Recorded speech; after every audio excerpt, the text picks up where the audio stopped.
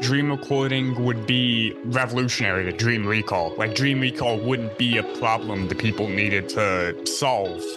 Michael Raduga, he's been doing a lot recently, and I've been looking into it. He basically converted audio from thoughts to, like, digital. It's the possibility of dream recording that I'm really, like, intrigued by. I would love that. A few years ago, around December 2020, I got into lucid dreaming from a friend. Well, really, I knew about it at first through some YouTube recommendations. Like, I got recommended this one channel, Explore Lucid Dreaming. But there was a friend of mine who was into it, and, well, he basically, got me into, all the techniques and everything, how to do them properly, how to lucid dream, and it's just been my thing. I've been really deep into it ever since. So your first lucid dream was in 2020? Yeah, that's when I started practicing. I did remember I've had natural lucid dreams beforehand. I'm pretty sure my first was in like 2016, 2017. I don't know what it was about. When you started trying to induce a lucid dream, what kind of things worked for you? I did a ton of variations of the mile technique, mnemonic induced. Yeah, I did a ton of those. At first, I did like the version that's kind of like online, the whole mantra, whatever, basically auto suggestion. I did that at first, and it didn't work out. And then my friend explained to me the original Exploring the World Lucid Dreaming version, which is the one that I carried through doing ever since then. Yeah. Cool. So it's been a couple of years now. Do you feel like you still use techniques, or do you have more spontaneous lucid dreams now that you're more into it? Well, honestly, it's kind of just become like a nightly routine to do the techniques. Almost every night I do wake back to bed, and I do it without thought nowadays, almost. And also, ever since then, I've done techniques in my time that or just like now and again, right? I do wild every now and then. I do like daytime incubation every now and then for lucid dreaming. Do you remember like your first lucid dream that was really like satisfying to you? Like the first one where you felt successful? Yes. So I'm pretty sure this is just in my head now. My first lucid dream since I started practicing was on day 8, and that one was just okay. I did some dream control every now and then, but the first one that I really, really enjoyed was on day 27, I'm pretty sure. The environment was really amazing. It was vivid. It was the first lucid dream I really like felt, yes, this is what I have to keep doing. Nice. And what kind of things do you do while lucid?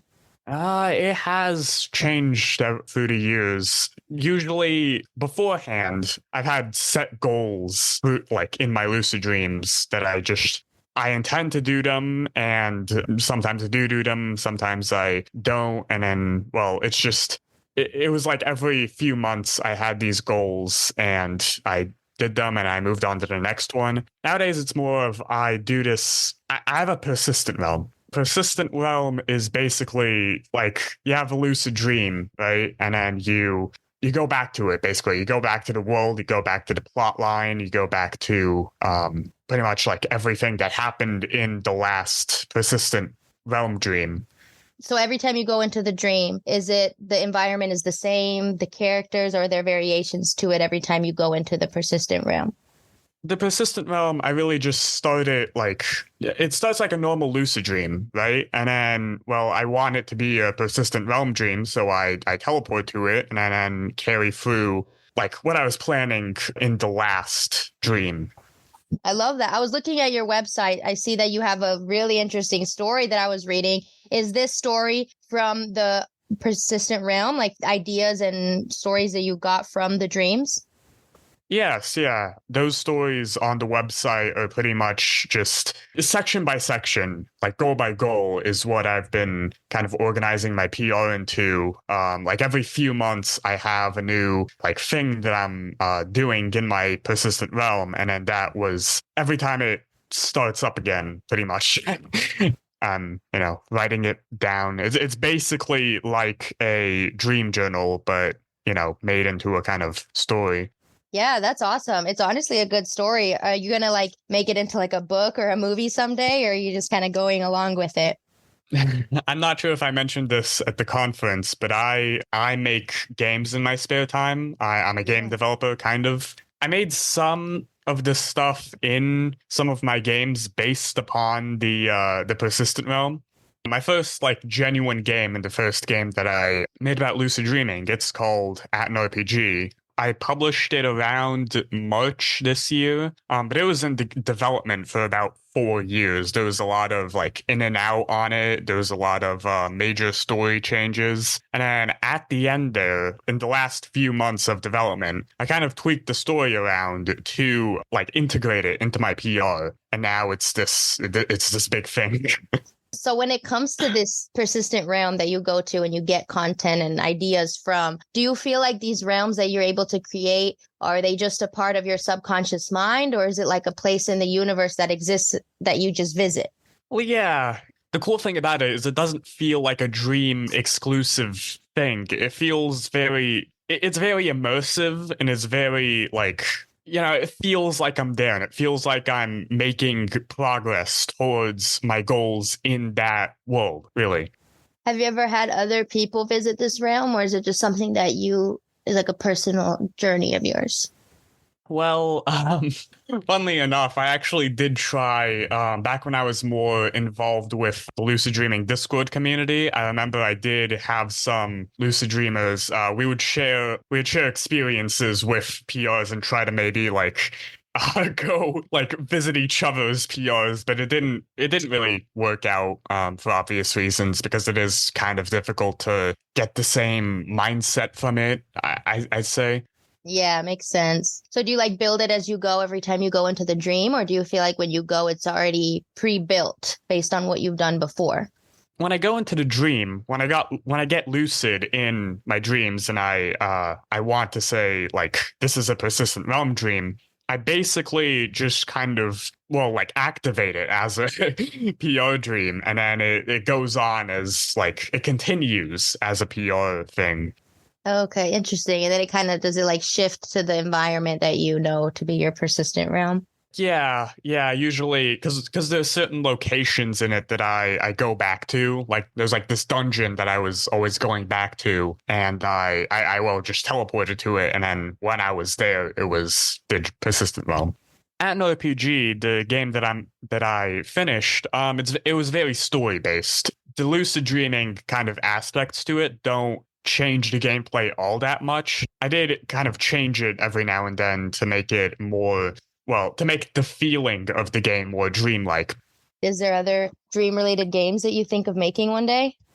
Yes, I'm looking on another game. It's called Melting Passion, and this one's funny because it's not overly related to the PR like story, but the main character of the game, Kashe, is a big PR character.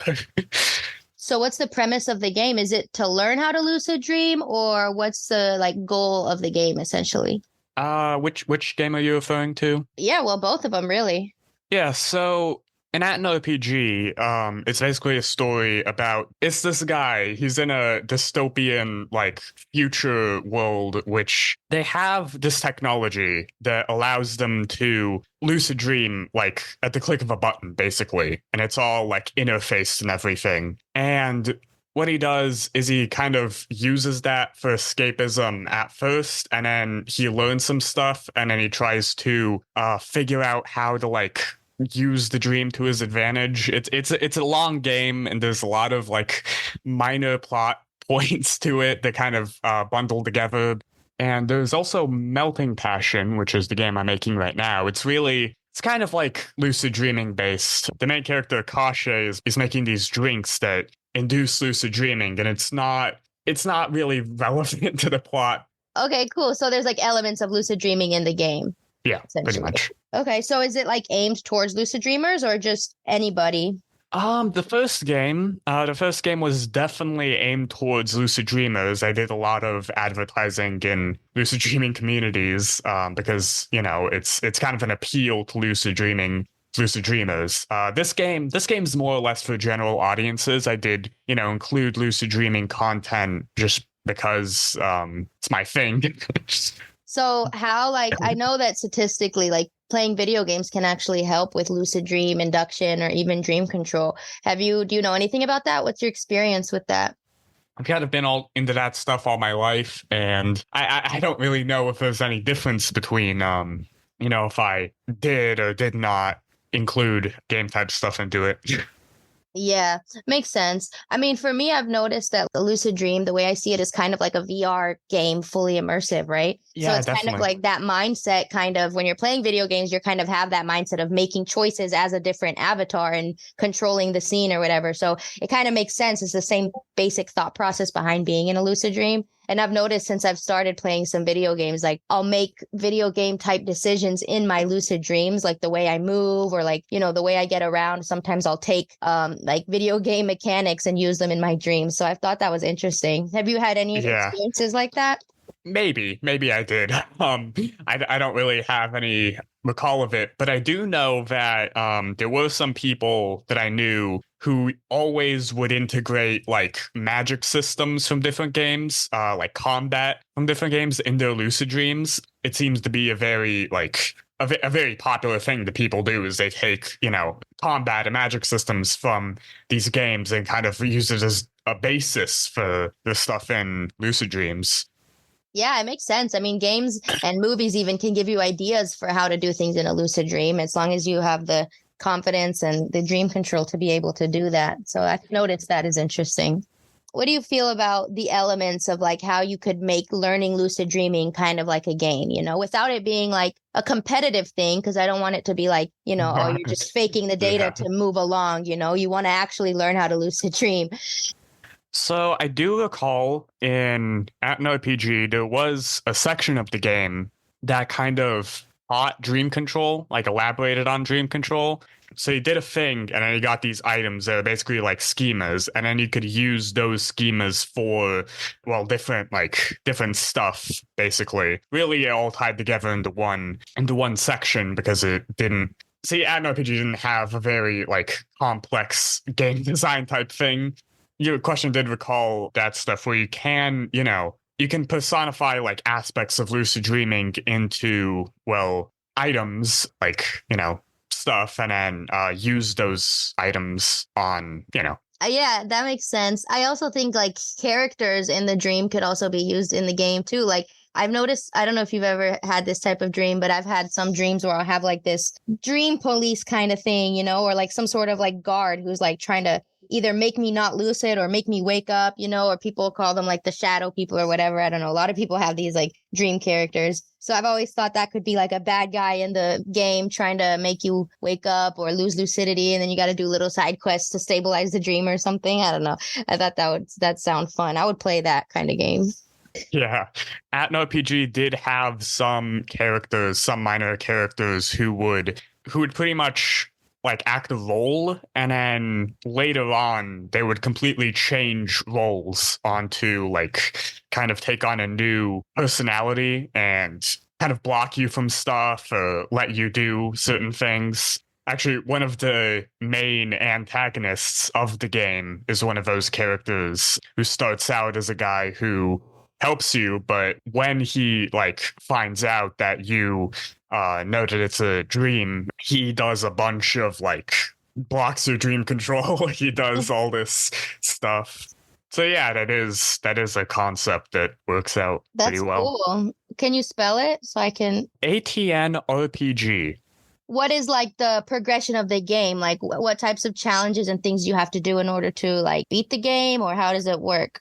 Interestingly enough, at the start of the game, the first half basically, and this is big spoilers. The main character, the dreamer, basically, is a side character, and you are playing as a dream character. And so you go through together in this kind of like PR dream space, and you're going through the stuff, and it starts out as like a normal type of, well, a normal like RPG game. And then you find out about all this dream stuff, that the main character is a lucid dreamer, that this dream is basically like at his fingertips. So he can like, or he's able to do anything basically. And then later on you switch to playing as him. And like I said before, you have this characters trying to prevent your dream control, and then the rest of the game is pretty much trying to get your dream control back.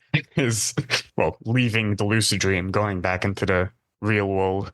That's awesome. I could see how playing this game would help you just have more lucid dreams, you know, if you're just thinking about it all the time. I'm looking it up right now. So this is a single player game, right? If you were to make this a multiplayer game, how would that work? I don't think ATNRPG is the type of game that would really work out from multiplayer, because it's kind of like the best thing I could compare it to is kind of like a Zelda game.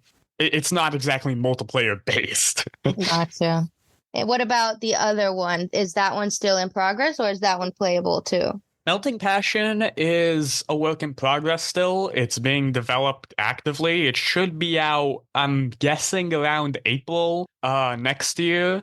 Melting Passion is pretty much like, it's different. It's very different. That one might work out for multiplayer. But yeah, there is actually a demo that you can get on itch.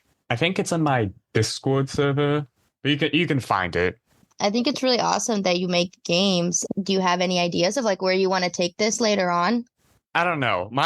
Not my goal per se, but I've had this idea for some time now to make the Voidway Persistent Realm like a big thing, you know? You have more games on it. You have the story like kind of chapters that are on my website, and just make more and more of them. And as it progresses, maybe like I'd like to use it to popularize lucid dreaming more. That's kind of my idea with it. You mean like beginners? Really, it's just because I have all of this lore to it, and I think if, you know, people enjoy that kind of stuff, they might see that it is based on lucid dreaming, and, well, get into it from that. And there are aspects of dreaming that are in the Voidway PR itself. There was a character in there recently he also controlled dreams. It was like me and him who were controlling the dream. Programming and lucid dreaming. That's basically what I'm made of. That's really awesome. I mean, I think that's like such a good opportunities for the future, because both of those things are great skills to have that I think are just getting started. So I'm excited for you. I think those skills are going to take you very far. You see that it's possible to kind of combine the two. Have you ever looked into Michael Raduga's stuff? Yes, the phase. Michael Raduga, he's been doing a lot recently, and I've been looking into it. He basically converted audio from thoughts to like digital. Like there was this guy who was thinking of music, and then it came out onto the I'm pretty sure there was some like complex brainwave stuff. I'm not too deep into it. It's the possibility of dream recording that I'm really like intrigued by. I would love that. I know that would be really cool. I mean, do you feel like there could be pros and cons to it? Like what kind of privacy concerns?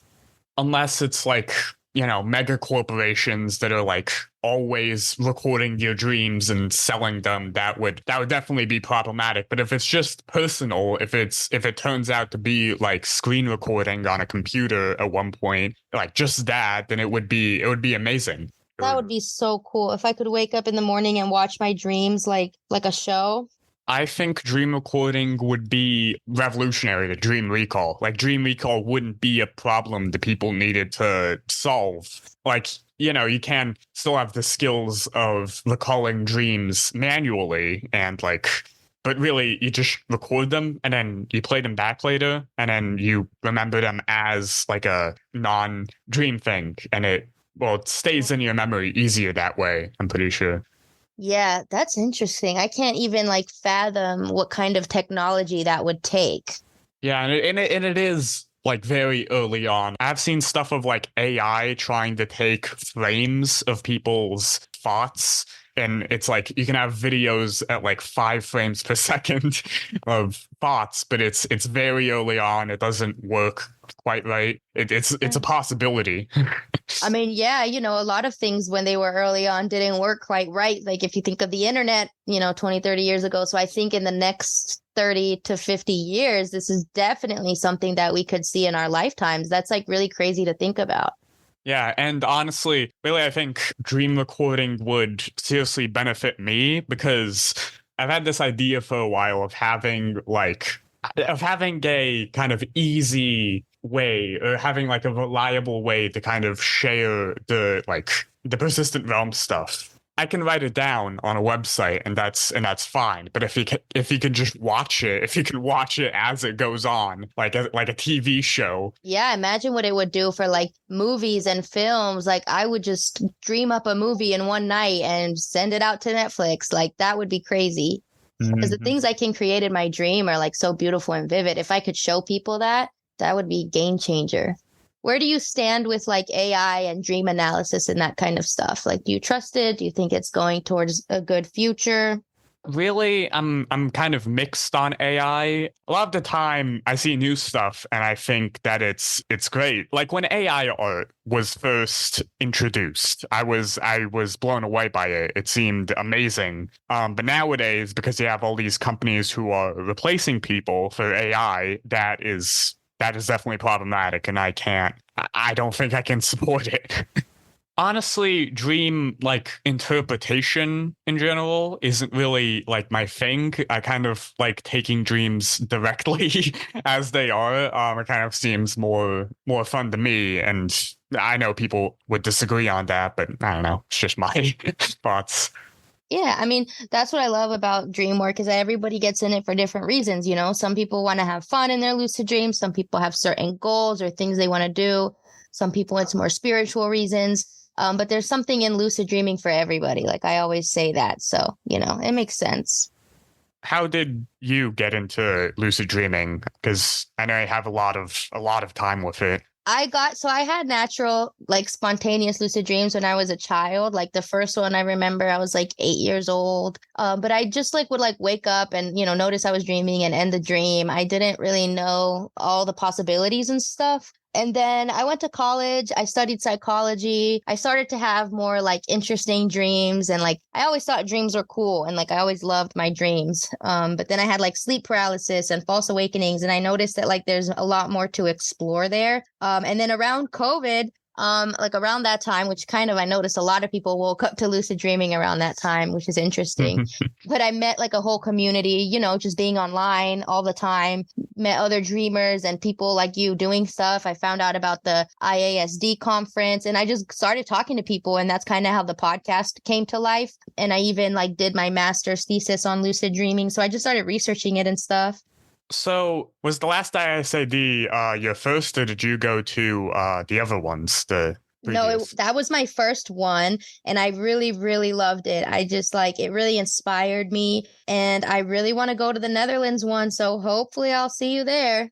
Yeah, the IASD was amazing. I mean, I honestly felt like I was kind of going to another level in terms of the lucid dreaming community, because like online people, really anyone can go on like online lucid dreaming community, but I feel as though it's the most dedicated people that end up at real life events, and so it leads to amazing conversations and amazing experiences. What was your favorite like talks or like workshops that you participated in? I think it was on Tuesday. There was a research thing involving dream characters on kind of how they work like scientifically in terms of the dream. I think it was that one that was really like eye-opening in terms of PR stuff, because the PR is very character based. There's a lot of different characters, and it's, you know, honestly, since I started, dream characters have kind of been my favorite aspect of lucid dreaming, like how different they can be and how diverse the dream space is. And it was great. And honestly, all of the other ones were great. All of them did an amazing job at presenting. Yeah, that's awesome. Honestly, I enjoyed it too. I love how there was so much like just like the community aspect to it. Everybody there was like so nice. Yeah, and I met some people who I didn't think I'd know them if I didn't go to ISD, like you, Jesse Lyon, Robert Wagner. I did look into his books beforehand, but honestly, I didn't think I'd ever get to meet him. Yeah, I know. I'm sure you can relate, but I felt like I was meeting celebrities. When you get into Lucid Dream World, you're like, wow, all these books, all these, creators and like pioneers of the dream field that have been doing this for even longer than I'm been alive. And then you meet them and you're like, wow, like this feels so surreal. They're just awesome, normal people like us who love talking about dreams. So I love that about it. Like everyone was so nice. Yeah, definitely would have been cool to go to the 39th conference, because that one, I wasn't there, but Stephen LeBurge was there, and my friend who actually got me into lucid dreaming, sort of, he met LeBurge, yeah. It strengthened my motivation as a lucid dreamer, because at the time, I was kind of like messy in terms of like, where I was in the community. Like I wasn't sure what my place was in the lucid dreaming community. But since the conference, I kind of decided that all of that stuff doesn't really matter, since everyone's so great. It's just passionate people. And I started focusing more on like lucid dreaming, like the concept of lucid dreaming, And we were in the same dream group actually, but I came in the second day. And I loved it, and it gave me a lot of ideas too. Dash did a great job of doing the morning dream group. And actually, since we were talking about gamification, she did some awesome things, like in terms of just keeping it fun and making it a game. Like the reality checks, we had to go around looking for like weird dream signs and things and do reality checks, which I thought was a great way to get people to look out for things and just be more mindful. I thought that was yeah, it was great. Actually, it did remind me of, Dreamview's forum? Yeah.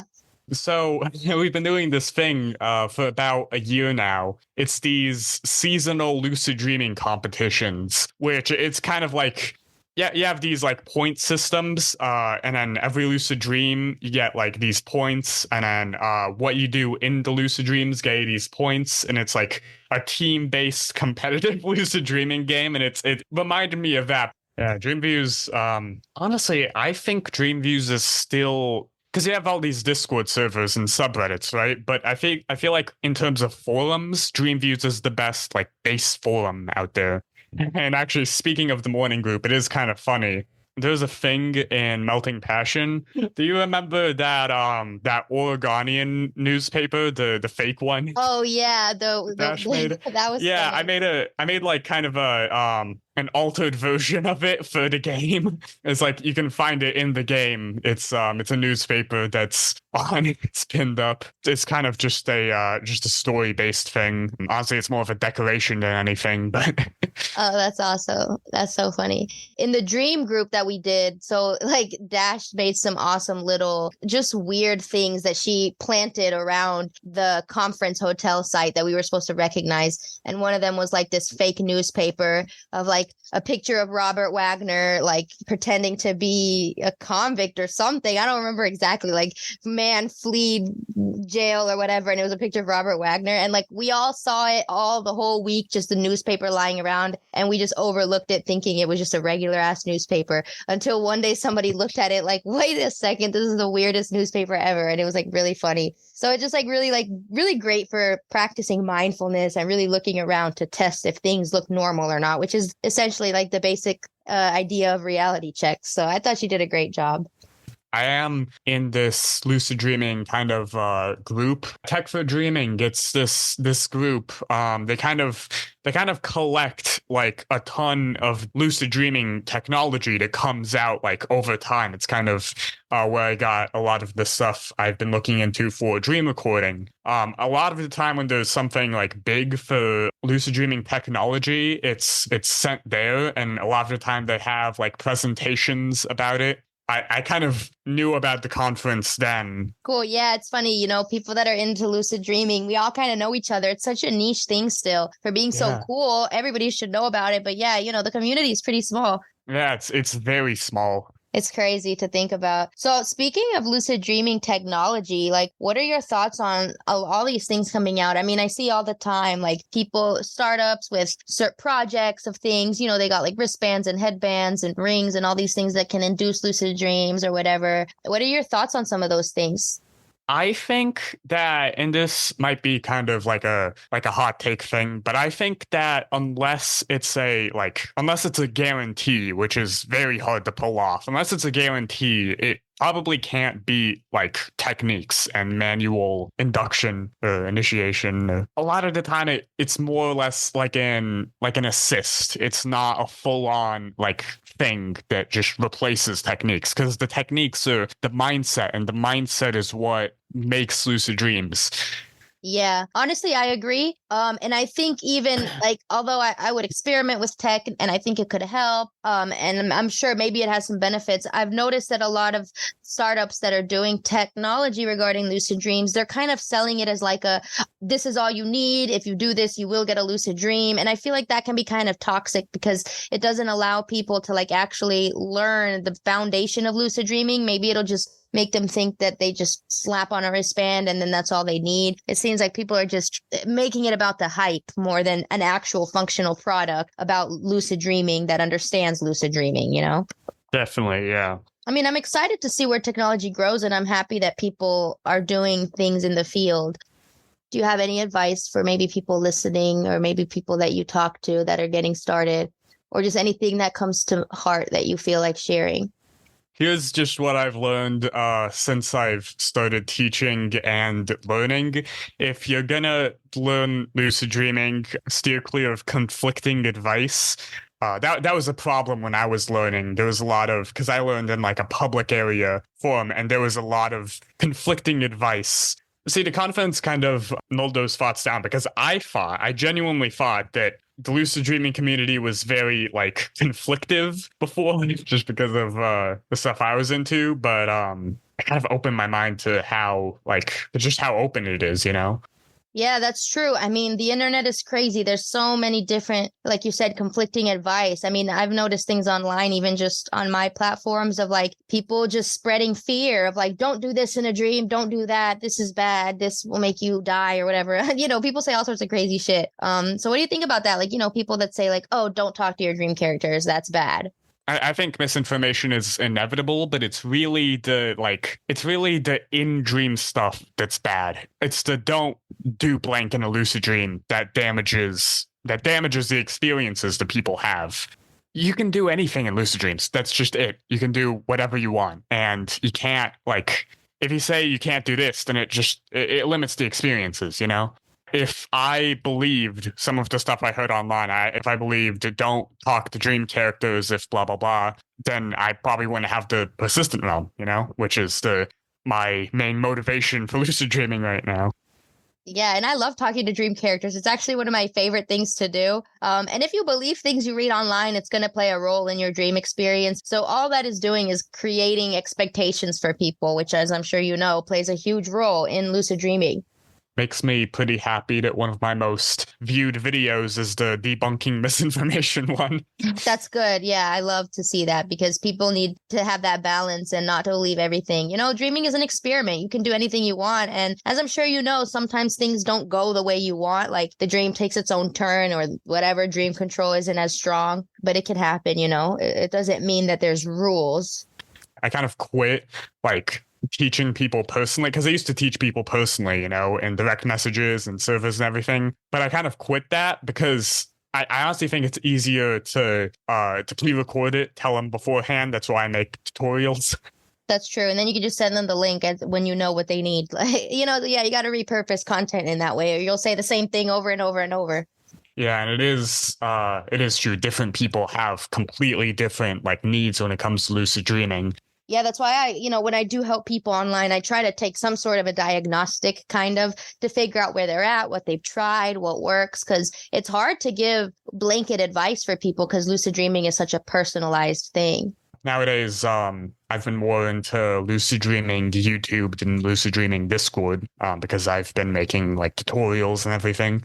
When you're going back to your persistent realm in your dream space and you're, controlling the dream or whatever, do you ever get an adverse response from the dream? Like it doesn't work what you're trying to do, or you're not able to produce the realm, or, just failed dream control essentially?